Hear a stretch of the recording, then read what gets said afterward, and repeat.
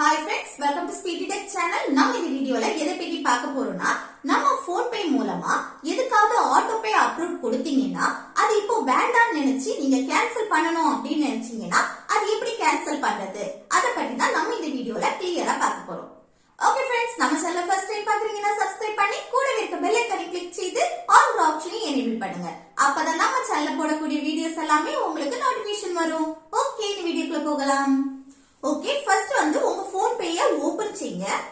அடுத்து கொஞ்சம் கீழ வந்தீங்கன்னா மேனேஜ் பேமெண்ட்ஸ் னு இருக்கும். அதுக்கு பக்கத்துல இருக்க வியூ ஆல் வந்து கிளிக் பண்ணுங்க. நெக்ஸ்ட் இதுல வந்து ஆட்டோபே னு ஒரு ஆப்ஷன் இருக்கும். அதை கிளிக் பண்ணா இதுல நீங்க எதுக்கெல்லாம் ஆட்டோபே ஆன் பண்ணி வச்சிருக்கீங்களோ அதெல்லாமே இதுல ஷோ ஆகும். நான் வந்து ஆட்டோபே எதுக்குமே ஆன் பண்ணல, அதனாலதான் இந்த மாதிரி எம்டியா ஷோ ஆகுது. இப்போ நீங்க கேன்சல் பண்ணக்கூடிய ஆட்டோபே வந்து கிளிக் பண்ணுங்க.